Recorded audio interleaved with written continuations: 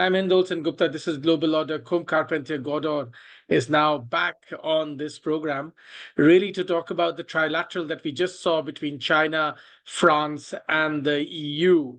Now, many questions are being asked about EU strategy and French strategy about China after this trilateral. To make sense of it all, Come, tossing it over to you for your first comments. Good evening, Hindol. I think that we will see in the next few days what will be the follow-up of this conversation. A few days ago, the foreign commissioner of the European Union, who is in some way the foreign minister of the EU, Mr. Borrell, said that China is now the #1 superpower and America has lost its preponderance. So this reflects the state of mind in Europe. You have to deal with China and you have to get the best out of it. And you obviously don't have that many alternatives. You may lecture China in public, but when you deal with the Chinese president, you have to try to make some sort of an agreement with him. And you certainly cannot impose anything on the current, on the Chinese state. I also wanted to understand that there was so much talk, about America countering China.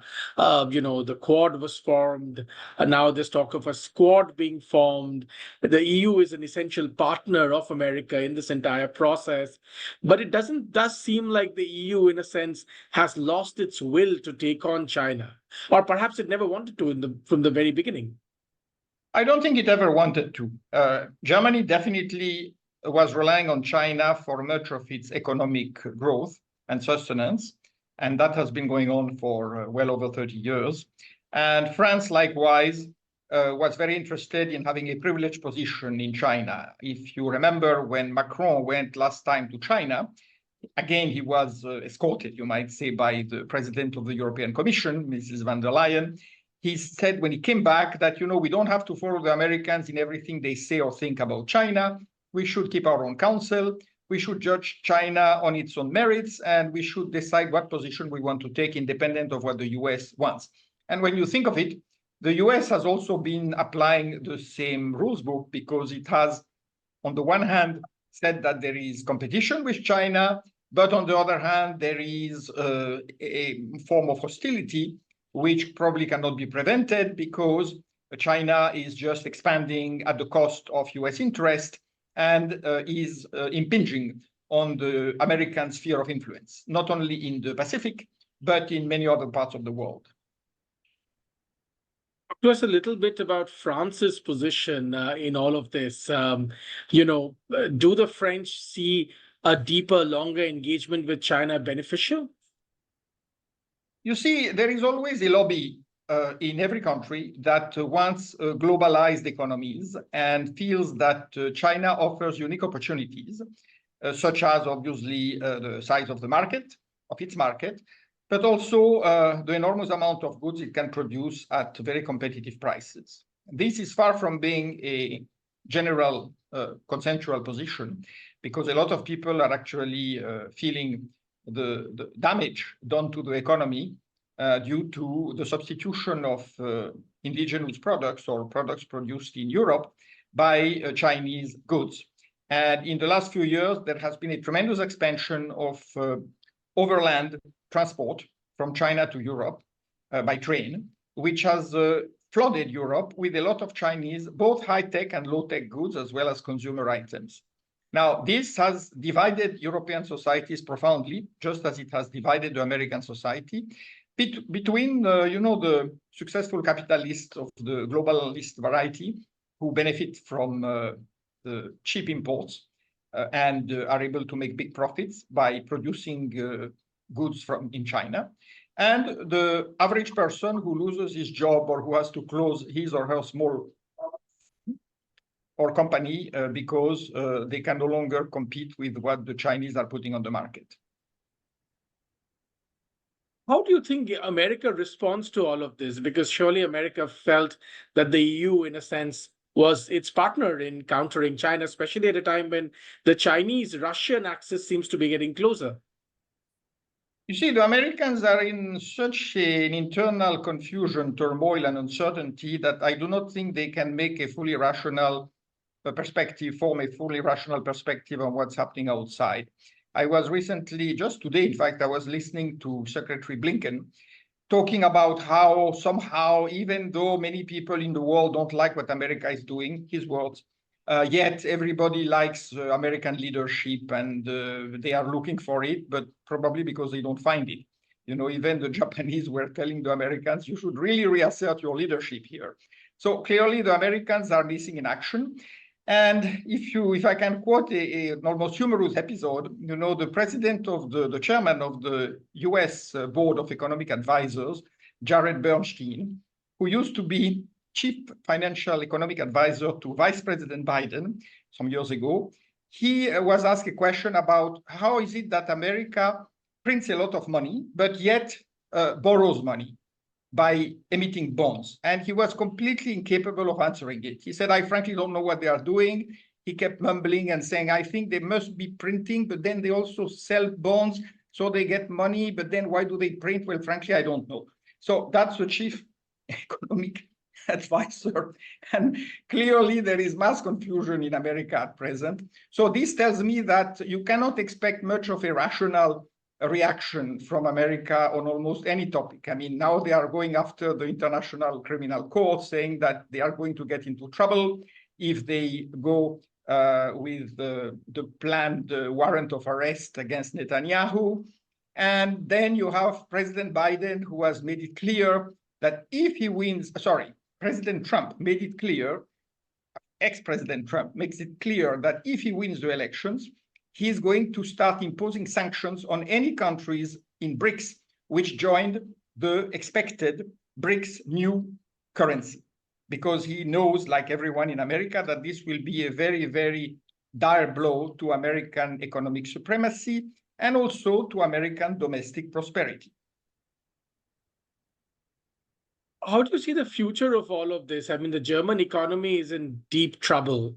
You know, yeah, other parts of Europe are also in trouble. You know, how badly does the EU at the moment need China? It certainly needs China, but the question is, will China contribute to the impoverishment of Europe? Because you see, there has been a long-standing plan, which many people in the circles of power are aware of. And the plan was evolved gradually, both in Moscow and in Beijing. And that plan consisted in taking advantage of the weakness of the West to essentially knock out Western supremacy, which has lasted for most of the last 4 centuries, and replace it with a different system, which is called multipolarity, but which clearly will consecrate Chinese preponderance. And back in 2018, I remember reading and even writing an article commenting on a prediction from a committee of Russian economists that they expected the American economy to sink in 2024. So we are here. And in fact, this plan was based on a series of projections. And you have to give credit to the Russians for being pretty good at that, because back in the 1980s, they predicted their economy would sink. The Soviet Union would sink in 1990, 1991, and that happened. So they are fairly good at evaluating the trends and forecasting where they are leading. Whereas it seems that American economists have a very, I would say, regrettable tendency to take their wishes for reality and try to sell a rosy picture in most cases. So if this plan was indeed taken into account by the Russian government, you would have expected them to make plans for that. And I think these plans have come to fruition now. You can see how the Russian economy is growing while the West is essentially fading into depression or deflation or stagflation, and how the roots of trade and financial streams have moved and have become much more entangled with the New South. And India, of course, is a great beneficiary of this, as we could see from its access to cheaper oil. And if the BRICS currency comes into being this year or later, then you will have the possibility of buying a lot of goods at a set rate without having to make big reserves of US dollars. So that is a sign that the plan, the long-term plan, is taking shape and is being implemented. And it also explains, in a way, the Ukraine war, as well as the conflict between Israel and Hamas. Because what has happened is that the plans of the West are being challenged and their supremacy is being eroded and undermined wherever they have stakes that are hard to defend. It is true that the West put a lot of, I would say, capital in every sense in Ukraine. And they have invested for many, many years in Israel to the tune of hundreds of billions of dollars. And that also had a strategic content, a strategic context. It was meant to make Israel a sort of tower of strength in the Middle East near the oil wells. Now, that, as you see, is being challenged on both sides. And of course, Israel made the big mistake at the beginning of the Ukrainian war of quietly aligning with Ukraine and supplying it with weapons. The Russians have not taken this kindly, and you can see that their attitude to Israel has changed. And now Israel has become, if not an enemy, at least considered an unwanted presence and power in the Middle East. So that tells you that a lot of those very violent struggles we are witnessing are in fact epiphenomena. They are like tiny flare-ups of a much greater change which is taking place, which is actually a complete transformation of the global order, in which the West is on the defensive and increasingly on the back foot. Talk to me a little bit about what happens with the China-Russia axis, at the moment. How do you see that play out? Of course, the China would want to continue to do business with the EU, and yet there is this entire China-Russia axis that people constantly are talking about. Where do you see that pan out? Well, clearly, this could be the real cause for a wider war, for the Third World War that many people are dreading to see on the horizon. It's interesting that after Macron met with Xi in France, he started making some very emollient statements about Russia, which had not been the case in the last few days. So one has a feeling that he listened to some of the things that Xi Jinping had to say on the Ukrainian war. And at the same time, the Russian government made some very threatening statements. They put in the open their Rubej program for a new intercontinental hypersonic ballistic missile, which is clearly aimed at Europe. And they showed that they were ready to use it. And at that point, there was a wind of panic blowing across Europe, and Macron had to tone down and say that he never wanted to overthrow the Russian government and that France was not at war with Russia and the Russian people. So that was a clear indication that he had been warned by other governments and possibly by his own diplomatic system. After all, the French ambassador had been summoned to the foreign ministry in Moscow just a day before. So following that conversation, there was a reassessment of the real threat of a war. But if you discount the possibility of an actual world war, which you can never discount, but assuming that things are somehow conducted in a saner manner, then I would assume that, as Putin said in his inaugural discourse today in the Kremlin, we are not against any kind of discussion with the West. It's up to them to come to us, and we are ready to talk. So that was, in a way, opening a door by saying that we are not against you if you agree to negotiate and not simply impose your will. And this is clearly a policy which is conducted in unison with China and with Iran and with a few other countries. Now, let's say, if Europe comes to its senses, as some countries such as Hungary are proposing, and even Italy quietly, then there would be a peace conference with Russia, and some settlement would be arrived at for Ukraine, which would enable Russia to balance out its current involvement with China, which it certainly doesn't want to push too far, because Russia is aware of the Chinese potential threat. And what Russia would like to do ideally is to combine a strong Western partnership with its current Russian alignment, Chinese alignment. And in that case, there could be an easier intercommunication, both for goods and services across Eurasia. which is the ultimate goal. If you have an east-west corridor and a north-south corridor with a common digital blockchain, a virtual currency, which is used as a means of exchange, then you are creating a much more stable environment. And even though China is predominant in terms of its sheer financial weight, if Europe and Russia can essentially combine some of their resources, they are certainly a much more credible counterweight to China. And that is something which the Europeans in many cases have already understood, but they were not allowed to follow on that route because the Americans interfered very brutally with it.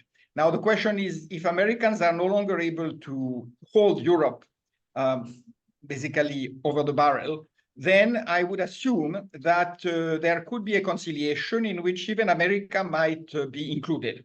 And that's always possible with someone like Trump, because, as you know, he's fond of making unforeseen moves. And he could very well change his tune. After all, he would like to have a good relation with Russia. And he wouldn't mind restoring what he's claiming to be able to do, which is restoring stability and peace. And of course, that would be his greatest credit. In conclusion, Kum, then, when you look at all these developments happening, do you find Europe weakened in comparison to China? Do you find it, with the war going on between Russia and Ukraine, do you see China's position vis-a-vis Europe getting more and more strengthened? How do you see it? It certainly is getting stronger. On the other hand, there is growing apprehension about China. So I think China will have to find ways of looking less threatening. And that is probably not so easy because of the Maoist mindset and because of the sense of power and, in a way, the desire for not revenge, but for vindication after, what they call the century of humiliation. So I would assume that actually Russia could also play a moderating role in this because it is a Western country. And it has a particularly strong connection with China because it understands China probably much better than what most Western Europeans do. So the balancing out would certainly have a healthy effect. But Europe certainly needs to reform its institutions. And many of those countries are no longer able to function with the current systems. We are talking now about a real decline of the political system in France. Britain is not much better, as you can tell.